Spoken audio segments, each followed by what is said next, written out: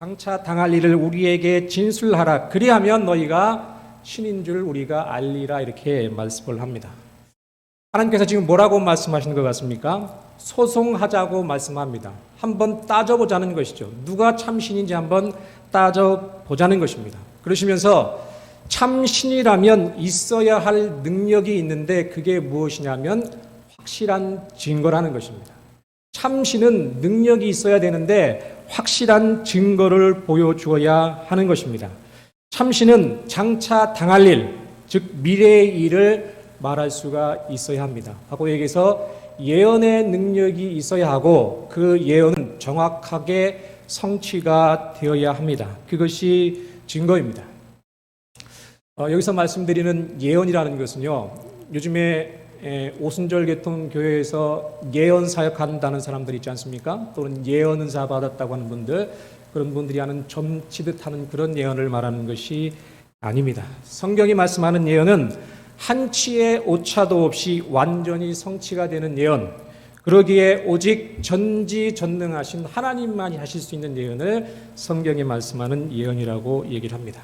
그 예언이 곧 확실한 증거입니다. 하나님은 누가 그런 확실한 증거를 보일 수 있느냐, 그 증거를 한번 대보라는 것입니다. 따져보라는 것입니다. 그래서 누가 진짜 신인지 한번 따져보자, 소송하자, 그렇게 얘기를 하시는 거죠.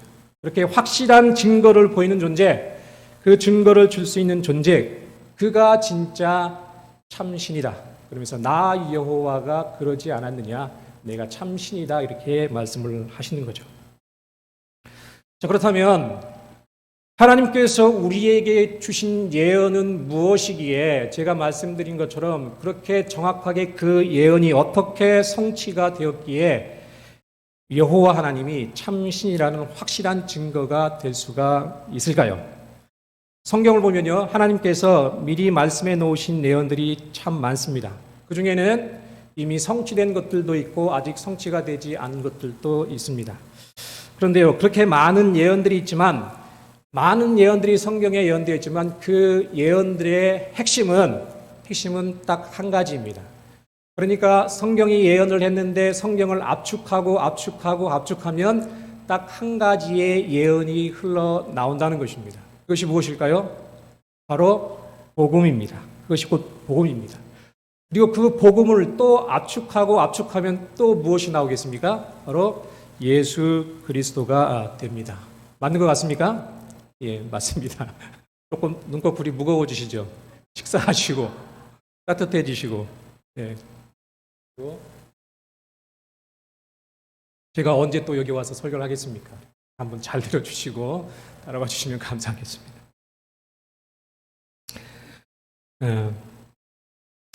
성경은요, 다름 아닌 예수 그리스도에 대한 예언입니다. 이 예언을 우리는 멋있게 계시라고도 얘기를 하고 이 성경을 특별 계시라고 그렇게 얘기를 합니다. 예수 그리스도에 대한 계시, 특별 계시, 그것이 성경입니다. 요한복음 5장에 보면 예수님께서 이렇게 친히 말씀을 하십니다. 너희가 성경에서 영생을 얻는 줄 생각하고 성경을 연구하거니와 이 성경이 곧 누구에 대한 것이라고요? 내게 대하여 증거한 것, 이렇게 말씀합니다. 또 누가복음 24장에서는요, 또 이르시되 내가 너희와 함께 있을 때에 너희에게 말한 바 곧 모세의 율법과 선지자들의 글과 시편에 누구를 가리켜? 나를 가리켜, 예수님을 가리켜 기록된 모든 것이 이루어져야 하리라, 이렇게 말씀을 합니다.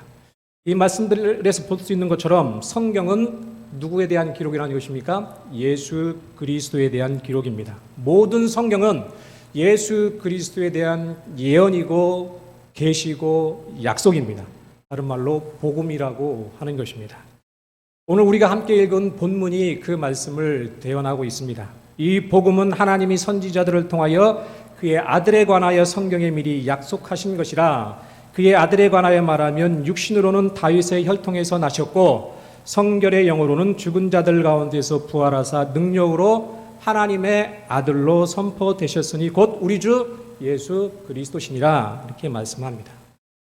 복음은요, 하나님의 아들, 즉 예수 그리스도에 대한 하나님의 약속입니다.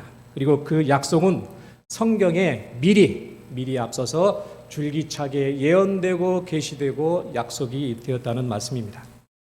그런데요, 본문 말씀을 보면 복음은 하나님의 아들에 대한 약속인데 이 복음은 두 가지 내용으로 구분해서 우리가 이해를 할 수가 있습니다. 그 내용에 대해서 오늘 함께 나눠보려고 합니다. 첫 번째 약속은 무엇이냐면 하나님이 사람으로 오실 것이라는 약속입니다. 그의 아들에 관하여 말하면 육시로는 다윗의 혈통에서 나셨고가 그 말씀입니다. 하나님이 사람으로 이 땅에 오시는데 누구의 혈통으로 오시냐면 다윗의 혈통, 다윗의 후손으로 오십니다. 그렇게 다윗의 혈통으로 오신 분을 하나님의 아들이다 이렇게 우리가 부른다는 것입니다. 하나님께서 다윗의 혈통으로 사람으로 오시는데 그분을 하나님의 아들이다 이렇게 부른다는 것입니다. 그렇다면 이 약속은 성경 어디에 미리 예언이 되어 있을까요? 그것을 봐야 되지 않겠습니까? 여러 곳에 예언되고 계시가 되었지만 오늘은 시간 관계상 두 군데만 보려고 하는데요. 먼저 이사야서 7장 14절입니다. 그러므로 주께서 친히 징조를 너희에게 주실 것이라. 보라, 처녀가 잉태하여 아들을 낳을 것이요 그의 이름을 임마누엘이라 하리라. 우리가 잘 아시는 말씀이죠. 다음 주가 성탄절인데 우리가 좋아하는 말씀입니다. 이 말씀을 보면 처녀가 잉태하여 아들을 낳는데 그의 이름을 무엇이라고 한다고요? 임마누엘이라고 한다고 합니다. 이 임마누엘이라는 말의 의미를 아는 것이 중요한데요. 이 임마누엘이라는 뜻은 우리가 아는 것처럼 하나님이 우리와 함께 하시다 그런 뜻이지 않습니까? 그런데 이 말씀을 직접적으로 해석을 하면 우리와 함께 하시는 하나님이라는 뜻으로 해석하는 게 더 맞습니다. 우리와 함께 하시는 하나님이라는 뜻이 임마누엘의 직접적인 뜻입니다. 그러니까 다윗 가문의 처녀를 통해서 이 땅에 오실 분이 누구냐 하면 우리 인간들과 함께 하시기 위해서 오시는 하나님이다 그런 의미라는 것입니다. 그게 정확한 해석입니다. 다른 한 구절을 더 살펴보면요, 이사야 9장 6절입니다. 같이 한번 찾아볼까요? 이사야 9장 9절. 예.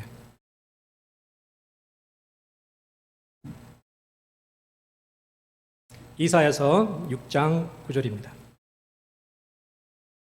시작. 이는 한 아기가 우리에게 낳고 그 아들을 우리에게 주신 바 되었는데, 예, 기다리겠습니다. 아직 못 찾으셨죠? 예, 읽겠습니다. 이는 한 아기가 우리에게 낳고 한 아들을 우리에게 주신 바 되었는데 그의 어깨에는 정사를 메었고 그의 이름은 기묘자라 모사라 전능하신 하나님이라 영존하시는 아버지라 평강의 왕이라 할 것임이니라. 한 아기가 태어날 것입니다. 그리고 그 아기는 아들입니다. 그런데 그 아기는 어깨에 정사를 메었습니다. 정사를 메었다는 것은 천하를 다스릴 권세가 있는 주권자라는 그런 뜻입니다. 그의 이름은 기묘자고 모사고 전능하신 하나님입니다. 뿐만 아니라 그 아기는 누구라고 하십니까? 영존하시는 아버지다라고 말씀을 합니다. 그러니까 천지를 창조하시고 다스리시는 전능하신 하나님, 생명의 근원 되시고 영원히 사시는 영존하신 하나님께서 사람으로 이 땅에 오실 것이다. 그 말씀이 이사야서 10장의 6절의 말씀입니다. 성도 여러분, 우리는 예수님을요 그리스도라고 믿고 또 그렇게 부릅니다. 이 그리스도라는 의미를 정확하게 아는 게 중요한데요. 그리스도라는 말의 의미가 무엇입니까? 다 아시죠? 그리스도라는 의미는 기름 부음 받은 자라는 그런 뜻입니다. 사전적인 의미입니다. 옛날 이스라엘에서는 새 직분자, 그러니까 제사장, 선지자, 왕에게는 기름을 부어서 세웠습니다. 왜 기름을 부었냐면 하나님께서 세우셨다는 그런 의미가 있는 것이죠. 그런데 예수님께서 정확하게 그 선지자로 또 제사장으로 왕으로서 그렇게 사셨습니다. 그래서 예수님은 기름 부음 받으신 그리스도다. 우리가 이렇게 믿고 부르는 거죠. 그런데요, 그리스도라는 말은 그런 사전적인 의미 말고 성경에 관통하는 영적이고 함축적인 의미가 있습니다. 그 의미가 뭐냐면 그리스도라는 말은 하나님이 사람 되신 분이라는 그런 의미가 있습니다. 한 예로요, 시편 110편 1절을 보면 이렇게 말씀을 하죠. 여호와께서 내 주에게 말씀하시기를 내가 내 원수로 내 발판이 되게 하기까지 너는 내 오른편에 앉으라 이렇게 말씀을 합니다. 이 말씀이 다윗이 얘기한 건데 이 말씀에서 다윗이 말하는 내 주는 다름 아닌 그리스도를 이야기합니다. 다윗은 그리스도가 하나님의 우편에 앉게 되실 것이다 라고 말씀하시는데 이 말씀은 하늘나라에 가면 정중앙에 하나님의 보좌가 있고 그 우편에 그리스도의 보좌가 있다라는 그런 뜻이 아니라는 것이죠. 그런 뜻이 아니라는 것입니다. 하늘나라에는 하나님의 보좌 하나밖에 없습니다. 그렇다면 이건 무슨 뜻이냐면 하나님의 권세, 하나님의 능력을 가지고 있다라는 그런 뜻입니다. 하나님의 오른쪽이라는 뜻은 하나님의 능력과 권세를 가지고 있는 분이라는 뜻이고 그리스도가 하나님의 보좌 우편에 앉으셨다는 것은 하나님의 권세와 능력을 가지셨다는 뜻이고 그러므로 그리스도는 누구라는 것입니까? 곧 하나님이라는 그런 의미입니다. 그리스도는요, 사람이기만 해서는 그리스도가 될 수가 없습니다. 왜냐하면 앞서 말씀드린 것처럼 그리스도는 사전적 의미로 왕이고 제사장이고 선지자인데 왕은 누구의 후손으로 와야 됩니까? 누구의 후손이 왕으로 세움을 받습니까? 다윗의 후손이죠. 그 다음에 제사장은요? 아론의 후손이 제사장이 되어야 됩니다. 그렇다면 한 사람이 있는데 동시에 다윗의 후손이면서 아론의 후손일 수가 있습니까? 사람이 그럴 수가 없는 것이죠. 다윗의 후손이면서 아론의 후손일 수가 없습니다. 그러므로 한 사람이 다윗의 후손이면서 또 아론의 후손이 될 수가 없기 때문에 그리스도라는 분은 인간이지만 인간의 인간적이고 혈통적인 한계를 초월한 존재라는 것입니다. 누구야만이 가능한 겁니까? 그게 하나님이어야만 가능한 것입니다. 그래서 그리스도는 하나님이라는 그런 뜻입니다. 요한계시록 22장 16절이요. 이 사실을 더 명확하게 말씀을 해줍니다. 요한계시록에 보면 나 예수는 교회들을 위하여서 사자를 보내어 이것들을 너희에게 증언하게 하였노니 나는 다윗의 뿌리요 자손이니 곧 광명한 새벽별이라 하시니라 이렇게 말씀을 합니다. 예수님은 자신을요 다윗의 뿌리이면서 다윗의 자손이라고 합니다. 다윗의 뿌리면 누구겠습니까? 다윗의 뿌리면 다윗의 아버지인 이새를 말하는 것일까요? 아니면 아브라함을 말하는 것일까요? 그렇지가 않지요. 다윗의 뿌리는 하나님을 말씀합니다. 누가복음 3장 38절에 예수님 또는 다윗의 족보가 나오지 않습니까? 후반부에 보면 그 우에는 에노스요, 에노스 우에는 셋이요, 셋 우에는 누굽니까? 아담이고 아담 우에는 누구라고 말씀하죠? 하나님이라고 말씀합니다. 에노스, 셋, 아담 그리고 하나님 이렇게 말씀을 하는 거죠. 곧 맨 뿌리가 누구라는 것입니까? 다윗의 맨 뿌리, 맨 우위는 하나님이다. 이렇게 말씀을 하고 계신 거죠. 다윗의 뿌리인 하나님, 다윗의 뿌리이면서 동시에 다윗의 후손으로 오시는 분. 그래서 우리의 이성으로는 납득이 안 되지요. 어떻게 뿌리면서 후손입니까? 어떻게 아버지이면서 자손이냐는 것입니다. 우리의 이성으로는 납득도 안 되고 이해할 수도 없습니다. 신비한 분인 것이죠. 그분이 예수님입니다. 그래서 바울이 뭐라고 얘기합니까? 이 진리를 깨닫고는 크도다 경건의 신비여 이렇게 얘기를 합니다.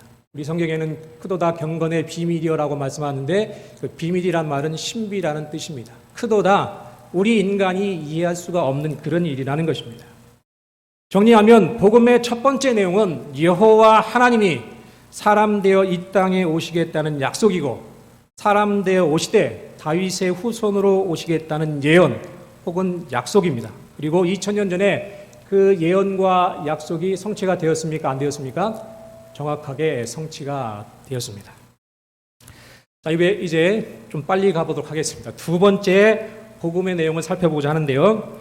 본문을 보면 두 번째 복음의 내용은 사람 되신 하나님, 곧 그리스도가 죽은 자 가운데서 다시 살아나실 것이다 이렇게 말씀을 합니다. 성결의 영어로는 죽은 자들 가운데서 부활하사 능력으로 하나님의 아들로 선포되셨으니 곧 우리 주 예수 그리스도시니라 이렇게 말씀을 합니다. 이 말씀은 성경 어디에 예언이 되어 있을까요? 한 구절만 살펴보겠는데요. 다윗은 시편 16편 10절에서 이렇게 말씀합니다. 이는 주께서 내 영혼을 수월에 버리지 아니하시며 주의 거룩한 자로 멸망시키지 않으실 것임이니라 이렇게 말씀합니다.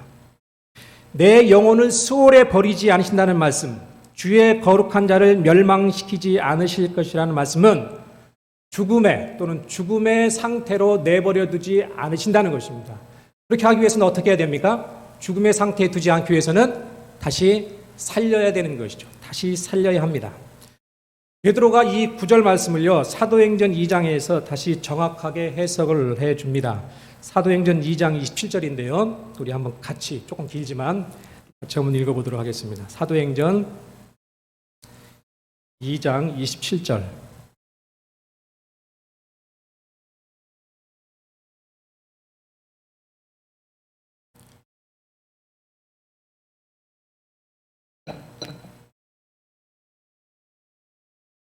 시작. 이는 내 영혼을 음부에 버리지 아니하시며 주의 거룩한 자로 썩음을 당하지 않게 하실 것이로다.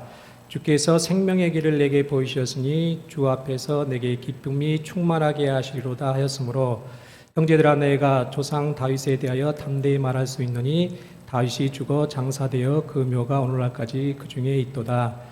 그는 선지자라 하나님이 이미 맹세하사 그 자손 중에 한 사람을 구해 않게 하리라 하심을 알고 미리 본고로 그리스도의 부활을 말하되 그가 음부에 버림되지 않고 그의 육신이 썩음을 당하지 아니하시라 하시더니 이 예수를 하나님이 살리신지라 우리가 다 일의 증이로다. 이렇게 말씀합니다. 여기까지만 읽겠습니다. 베드로는요, 이 시편 16편 10절의 말씀은 다윗 자신의 이야기가 아니고 그리스도에 대한 이야기다 이렇게 말씀을 합니다.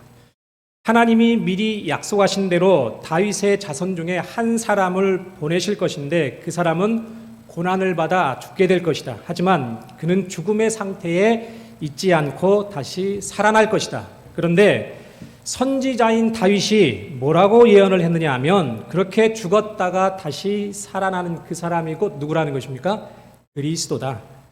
그렇게 예언을 했다. 그런데 당신들도 아는 것처럼 다윗의 혈통인 나사렛 예수가 죽었다가 다시 살아났다. 우리가 다 이 일을 목도했지 않느냐. 그러니 그리스도가 누구라는 것입니까? 예수님이 누구라는 것입니까? 그리스도다. 이렇게 말을 합니다. 그러면서 그런즉 이스라엘 온 집은 확실히 알지니 너희가 십자가에 못 박은 예수를 하나님이 주와 그리스도가 되게 하셨느니라 이렇게 말씀을 합니다. 베드로는요, 예수님이 그리스도, 하나님이 사람 되신 분이라고 분명하게 선언을 합니다.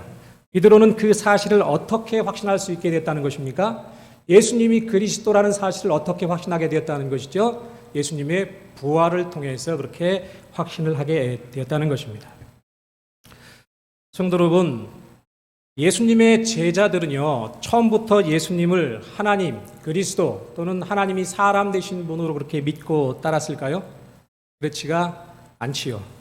제자들은요, 처음부터 예수님을 하나님이나 그리스도나 또는 하나님이 사람 되신 분으로 믿고 따른 게 아니었습니다. 성경에 보면은 말로는 그렇게 고백도 하고 그렇게 믿는 것 같았습니다. 하지만 그들은요, 다윗 왕이 다스리던 그런 영광을 재현할 이 땅의 그리스도, 이 땅의 메시아로 예수님을 그렇게 생각을 했던 것이죠. 때문에 예수님이 붙잡히시고 십자가에 죽으시자 어떻게들 합니까? 다들 도망을 가버립니다. 심지어 베드로는 예수님을 3번이나 부인을 하죠. 저주를 합니다. 예수님이 전능하신 하나님이라고 정말로 믿었다면 이렇게 다 도망가거나 저주하지는 않았겠지요. 그렇다면 제자들은 언제부터 예수님이 하나님이시며 동시에 하나님이 사람 되신 그리스도라고 그렇게 확신할 수가 있게 되었을까요? 언제부터일까요? 부활하신 예수님을 만난 후였습니다. 예수님이 죽으시자 절망했던 제자들, 또 예수님처럼 붙잡혀서 죽을까봐 두려웠던 제자들, 그들에게 부활하신, 다시 사신 예수님이 나타나셨습니다. 그제서야 제자들은 비로소 예수님이 이분이 사람 되신 하나님이시구나, 그리스도시구나라는 사실을 확실하게 믿을 수가 있게 되었다는 것입니다.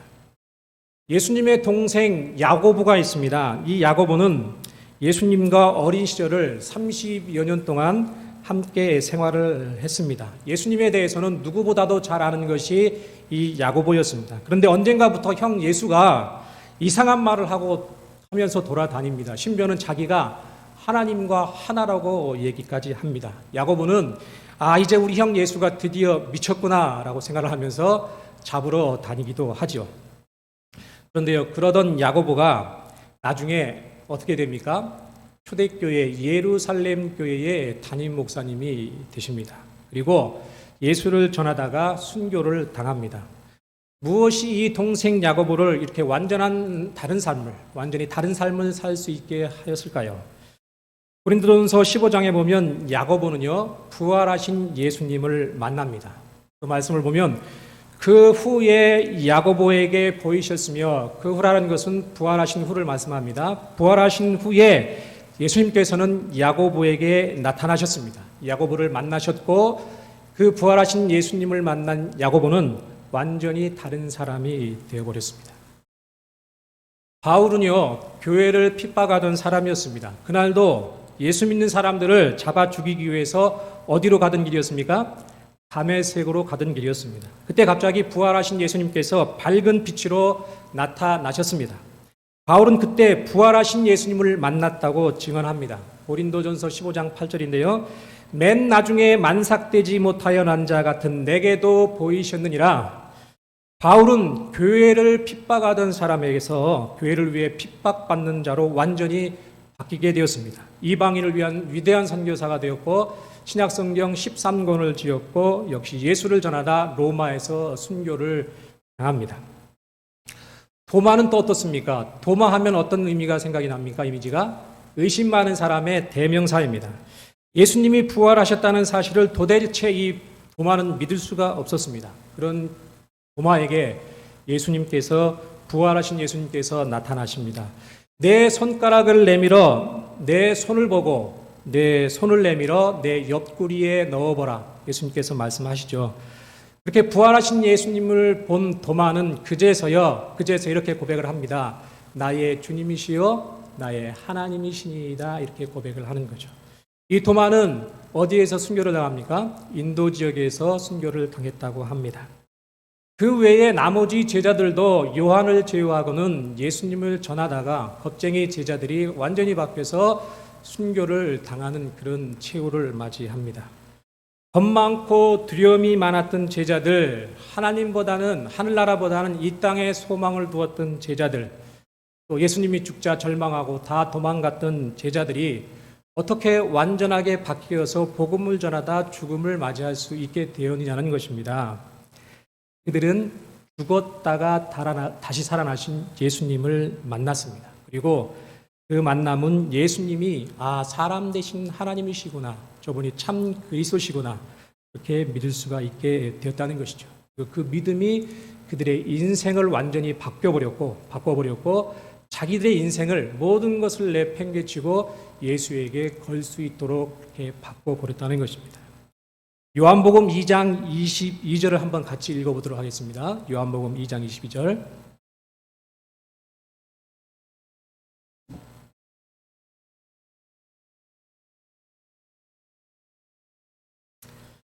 시작. 죽은 자 가운데서 살아나신 후에야 제자들이 이 말씀하신 기억하고 성경과 예수께서 하신 말씀을 믿었더라. 예. 부활하신 예수님을 만난 후에야 제자들은 예수님이 하나님이 사람 되신 분이구나, 이분이 진짜 그리스도시구나, 이렇게 믿었다는 것입니다. 뿐만 아니라 성경에 기록된 모든 내용들, 또 예수님께서 공생애 동안 하셨던 그 말이 이게 허튼 소리가 아니라 진리구나, 사실이구나라는 것을 그제서야 믿었다는 것입니다. 언제부터요? 부활하신 예수님을 만나고부터. 이게 요한복음에 정확하게 기록이 되어 있습니다. 성도 여러분, 사람은 참 변하지 않는다는 말들을 자주 우리는 하고 듣습니다. 맞습니까? 잘 변하지 않습니까? 옆에 있는 분 한번 보십시오. 변하신 것 같습니까? 일정 그렇다고 째려보지 마시고 자신을 먼저 보셔야 됩니다.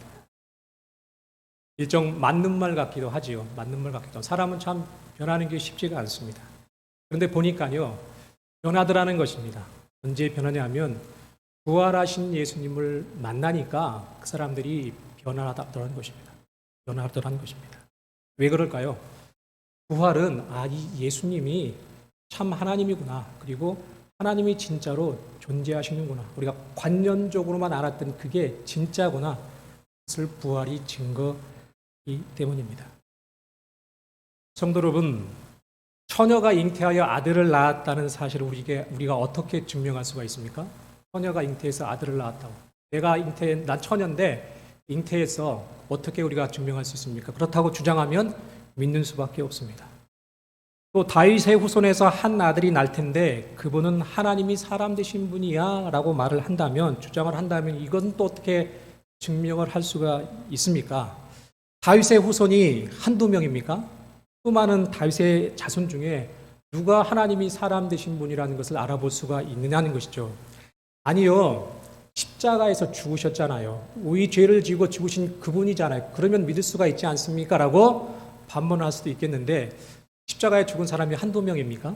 또 죽은 사람들 중에는 다윗의 후손도 있었을 텐데 그러면 그 중에 누가 그리스도인지를 우리가 어떻게 알아보냐는 것이죠. 알아볼 수가 없습니다. 이런 것들만 가지고는 그리스도를 알아볼 수가 없습니다. 우리만 그런 게 아니라 제자들도 그랬습니다. 예수님을 따라다녔던 제자들도 그랬습니다. 예수님을 3년 동안 따라다니면서요, 폭풍을 잔잔케 하시는 예수님을 보았습니다. 또 오병이어의 기적도 보았습니다. 또 나사로를 살리는 그런 기적도 체험을 했습니다. 하지만 어떻게 했습니까? 다 도망갔습니다. 결정적인 순간이 오자 다 도망가 버렸습니다. 그들이 자랑했던 내세웠던 믿음은 진짜 믿음이 아니었다는 것입니다. 우리도 마찬가지 아닙니까? 하나님의 존재를 믿습니다. 그리고 예수님이 나의 죄를 위해서 돌아가신 그리스도라는 것을 믿습니다라고 고백을 하지요. 그리고 교회 생활도 열심히 하고 세상에서도 그리스도의 향기를 바라기 위해서 나름대로 최선을 다해서 삽니다. 하지만 어느 순간에 우리 안에 나도 모르게 스며드는 의심들, 고개를 쳐드는 의심들이 있지 않습니까? 하나님을 도대체 제가 어떻게 믿느냐? 하나님이 정말 살아 계실까? 예수님이 나를 위해서 죽으신 게 맞아? 나 죽으면 천국 가는 거 맞아? 이런 의심들이 나도 모르게 슬며시 고개를 쳐들고 올라온다는 것입니다. 저만 그렇습니까? 우리 성도님 안 그러신가요? 믿음이 좋으셔서. 그런데요, 우리가 이렇게 의심할 수밖에 없는 존재라는 것을 우리를 창조하신 하나님은 잘 아십니다. 그래서 우리에게 누가 그리스도인지를 알아볼 수 있는 증거를 하나님께서 주신 것입니다. 더 이상 의심하지 말고, 더 이상 헤매지 말고 그 증거를 가지고 믿으라는 것이죠. 그것이 바로 부활입니다. 사도행전 17장 31절은 이렇게 말씀을 합니다.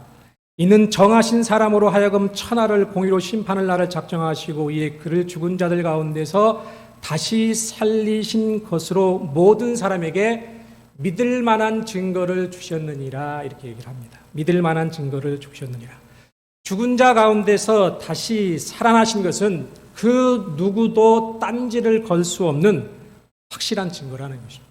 예수님이 하나님이라는 확실한 증거라는 것입니다.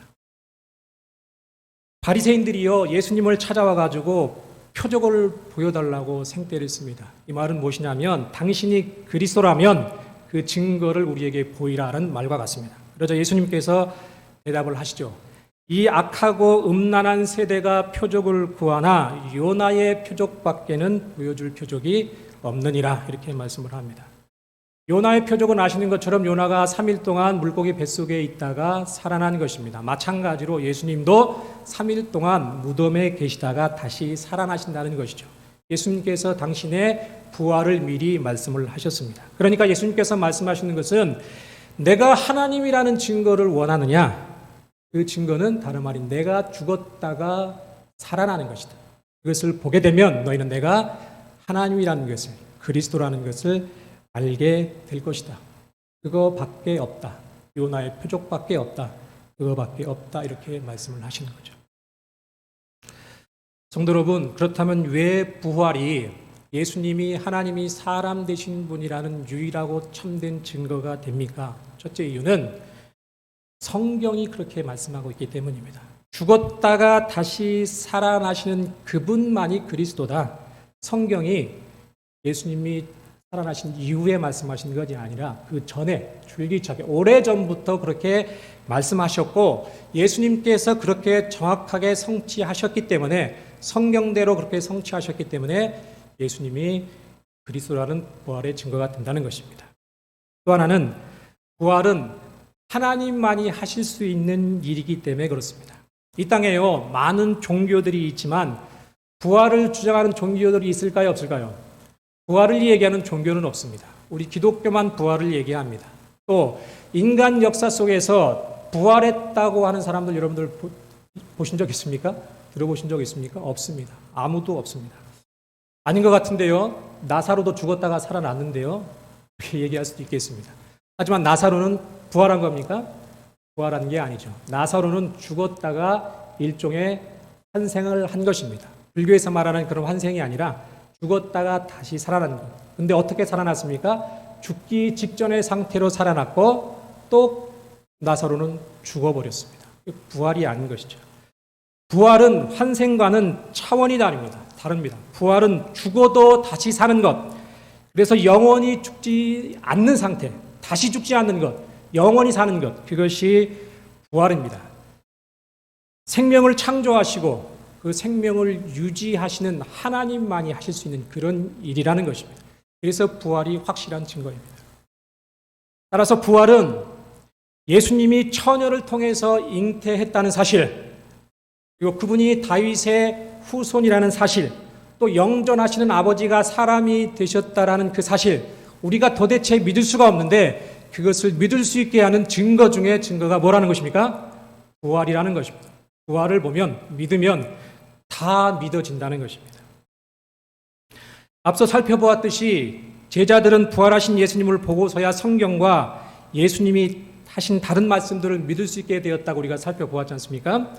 그래서 부활은요, 예수님이 하나님이 사람 되신 분이란 진리 외에도 성경에 나와 있는 다른 진리들도 자연스럽게 믿을 수 있게 합니다. 천지 창조가 실제구나. 내가 보지 못했지만, 또 천국이 존재하는구나. 내가 안 가봤지만, 지옥도 있구나. 예수님이 승천하셨구나. 나는 못 봤지만, 예수님이 또 앞으로 재림하실 것이고 재림하신 이후에 심판이 있을 것이구나라는 것을 자연스럽게 믿어지게 합니다. 믿으려고 발버둥 치는 게 아니라 부활이 믿어지면 이게 자연스럽게 믿어집니다. 성경이 예수님이 그렇게 말씀하시고 계시기 때문입니다. 또 부활은요, 예수님의 십자가의 죽음이 누구의 죽음인지를 우리가 분명하게 알 수가 있게 합니다. 십자가의 죽음은 누구의 죽음입니까? 하나님이 사람 되신 분의 죽음입니다. 하나님의 아들의 죽음입니다. 그냥 위대한 선지자의 죽음이 아니라 하나님이 사람 되신 분의 죽음이 십자가의 죽음입니다. 그러니 그 죽음의 가치가 얼마나 대단하고 얼마나 큰 능력이 있겠느냐 하는 것입니다. 성도 여러분, 2000년 전 유대 땅에 한 젊은 청년이 있었습니다. 그 청년의 죽음이 어떻게 오늘을 사는 저와 여러분들의 죄를 사할 수가 있다는 것입니까? 믿기 쉽습니까? 결코 믿기가 쉽지가 않습니다. 그러나 하나님의 아들의 죽음이기에 그것이 가능한 것입니다. 하나님이 사람 되신 분의 죽음이기에 오고 오는 모든 사람들, 그 사람들의 죄를 덮고도 씻고도 남는 능력이 그 죽음 속에 있게 되는 것입니다. 또 예수님의 부활은요, 사망을 삼켜버리고 사단을 박살낸 사건입니다. 성도 여러분, 사망의 주인이 누구입니까? 사망의 주인. 사망의 주인이 누구죠? 사망의 주인은 마귀라고도 하고 사단이라고 하는 존재입니다. 사단은요, 이 땅에 죄가 들어오게 했고 이 죄를 이용해서 사람들에게 사망이 오게 했습니다. 그래서 성경은 죄의 싹은 사망이다 이렇게 말씀을 합니다. 사단은요, 이 사망을 이용해서 우리를 노예처럼 부리지 않습니까? 우리를 노예 삼아버렸습니다. 우리는 죽음이 무서워서 꼼짝없이 끌려다니는 그런 신세가 되었다는 것입니다. 나는 죽어도 좋아 얘기하지만 죽음을 두려워하지 않는 존재는 없다는 것입니다. 우리가 죽음의 노예가 되어버린 것입니다. 구원이라는 것이 무엇일까요? 여러 가지로 얘기할 수가 있겠지만 구원이라는 것은 이 사망의 노예 상태에서 해방되는 것, 이 사망의 노예 상태에서 자유롭게 되는 것, 그것이 구원입니다. 그렇다면 이 사망의 노예 상태에서 해방은 어떻게 가능하냐는 것입니다. 사망을 무력화시키면 됩니다. 사망을 무력화시키는 거죠. 그럼 사망을 어떻게 하면 무력화시킬 수가 있습니까? 어떻게 하면 사망이 무력화가 됩니까? 더 이상 죽지 않으면 됩니다. 그렇죠? 사망이 나를 죽여도 다시 살아나면 됩니다. 그래서 영원히 살면 사망은 나와 상관이 없는 겁니다. 나와 사망은 상관이 없는 것입니다. 사망이 무력화가 되는 것이죠. 그렇게 무력화가 되면 사망은 더 이상 우리를 노예로 끌고 다닐 수가 없게 됩니다. 죽음이 사망이 두려워하게 되지 않게 된다는 것입니다. 노예로 끌려다니지 않게 됩니다. 그 말은 사망의 주인인 사단이 완전히 무장해제가 되었다는 말씀입니다. 사단이 완전히 박살이 난 것입니다. 창세기 3장 15절 말씀이 그 말씀 아닙니까? 여자의 후손은 너의 머리를 상하게 할 것이라. 사단의 머리가 박살이 났다는 것입니다.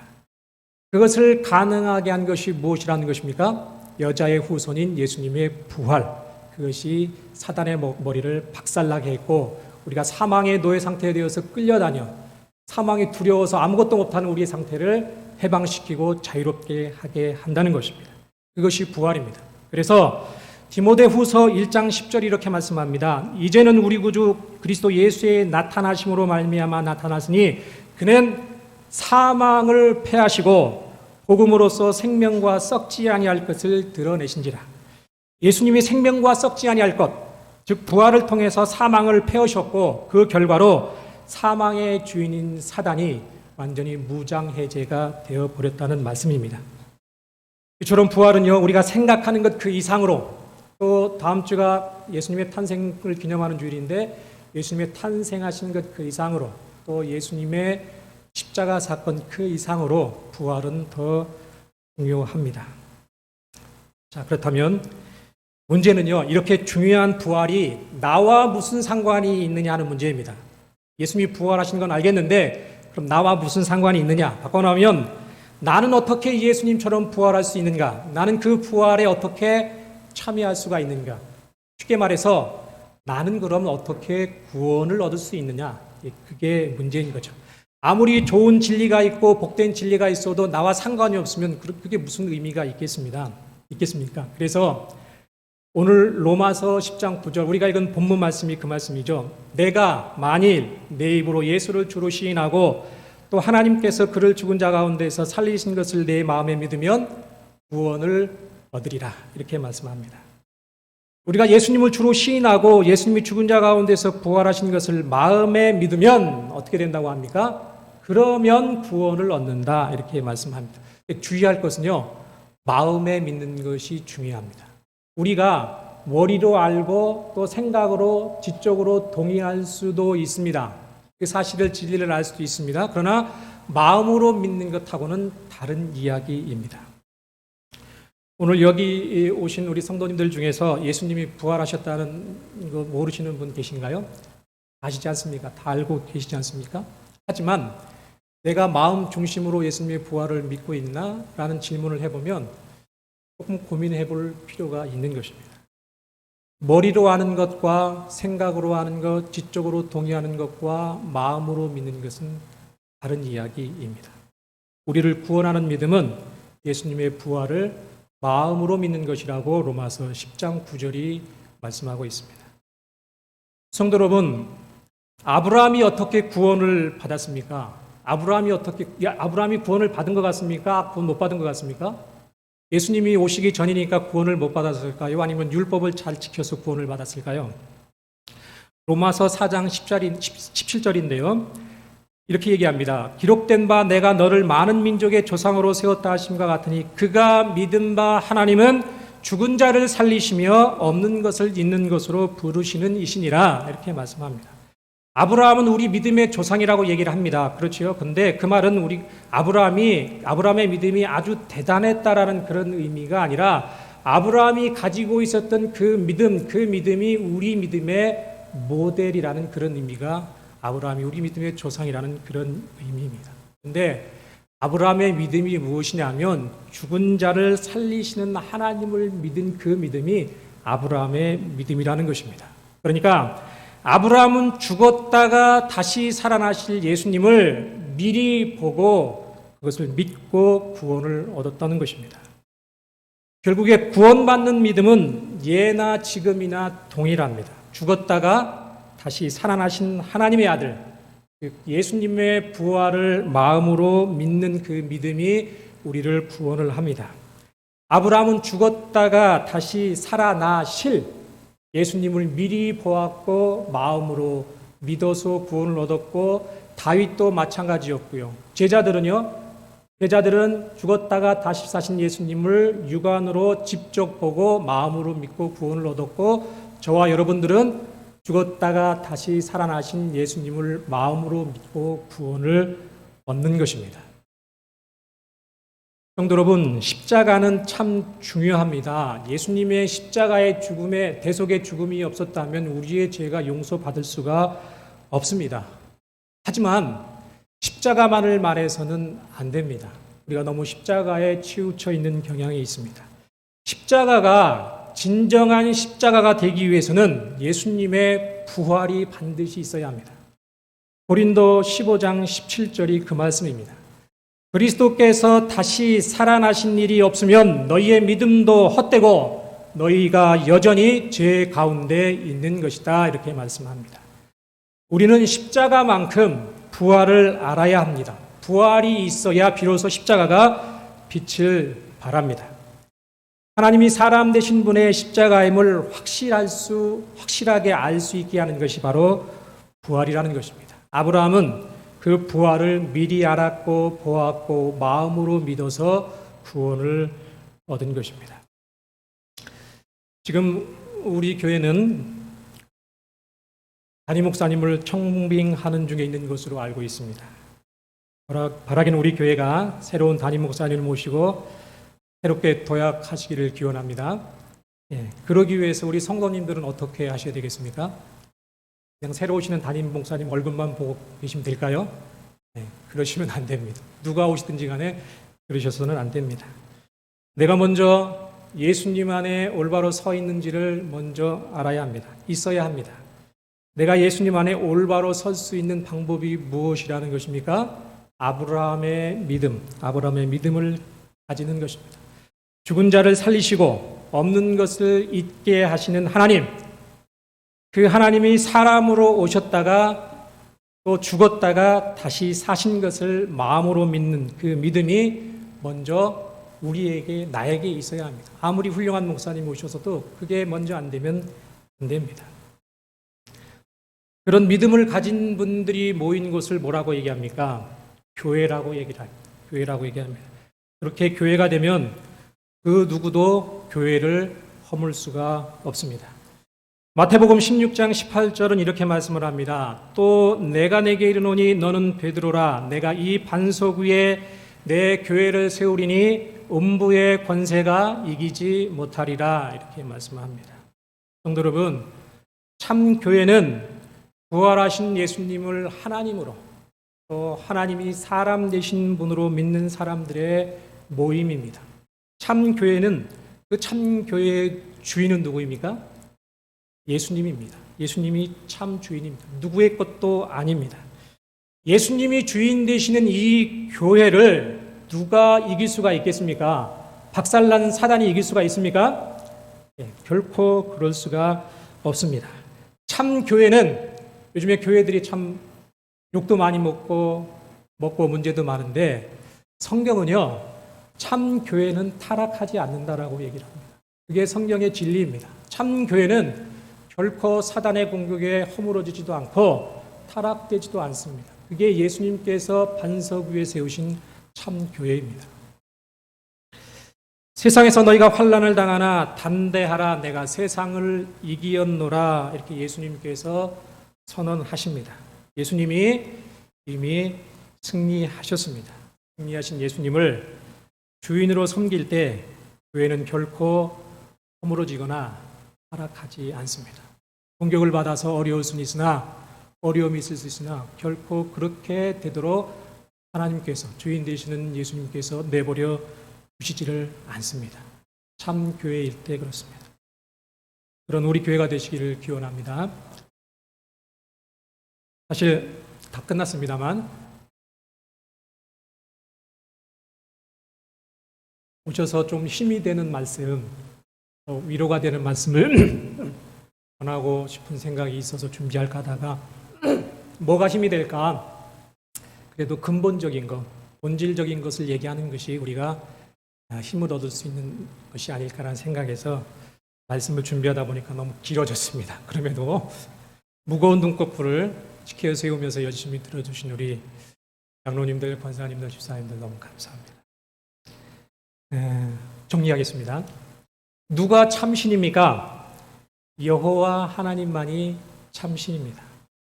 예수님은 그 여호와 하나님이 사람 되신 분입니다. 그래서 예수님이 참신입니다. 어떻게 확신할 수가 있다는 것입니까? 예수님의 부활을 통해서 확신할 수가 있습니다. 부활은 누구도 부인할 수가 없고 우리 교회 안에서만 주장하는 것이 아니라 하나님을 믿지 않는 역사학자들도 부활은 인정하는 역사적인 사건입니다. 그리고 예수님만이 성취하신 하나님만이 주실 수 있는 유일한 사건이 곧 부활이고 부활입니다. 그 증거를 가지고 죽었다가 살아나신 예수님을 마음으로 믿는 사람은 구원을 얻습니다. 그리고 그분을 구세주만이 아니라 주인으로, 구세주, 나를 구원하신 구세주만이 아니라 내 삶을 통치하시는 주인으로 섬기는 그런 삶을, 그런 믿음을 가지면 살게 됩니다. 그리고 그런 삶을 살면 여기가 하나님의 나라가 되는 것입니다. 하나님의 나라가 되는 것입니다. 바라기는 우리 교회 성도님들은 모두가 부활하신 예수님을 마음으로 믿으시길 바랍니다. 이미 믿으셨다면 이제 어떻게 해야 됩니까? 하나님의 교회를 든든하게 세우셔야 합니다. 이 복음을 열방의 온 세상에 전해야 됩니다. 그리고 그리할 때 이 땅에 우리 교회 안에 하나님의 나라가 임하게 되는 것이고 그것을 우리가 누릴 수가 있게 되는 것입니다. 이 어려운 때에 그러한 하나님의 나라를 누리시는 우리 모두가 되시기를 주님의 이름으로 기원드립니다. 네, 기도드리겠습니다. 살아계신 하나님, 우리에게 하나님의 의와 평강과 희락을 허락하여 주옵소서.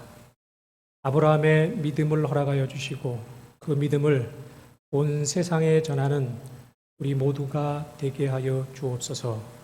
감사드리며 우리 주 예수 그리스도의 이름으로 기도드립니다. 아멘.